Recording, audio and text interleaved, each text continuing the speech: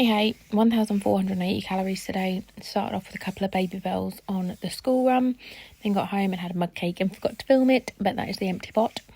And then for lunch, I just fancied potatoes and beans. It was yummy, it hit the spot.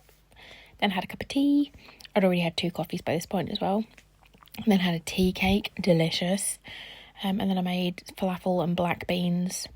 And now I'm having some crisps and a Jaffa cake and a bit of chocolate. And that's the end of the day. Bye.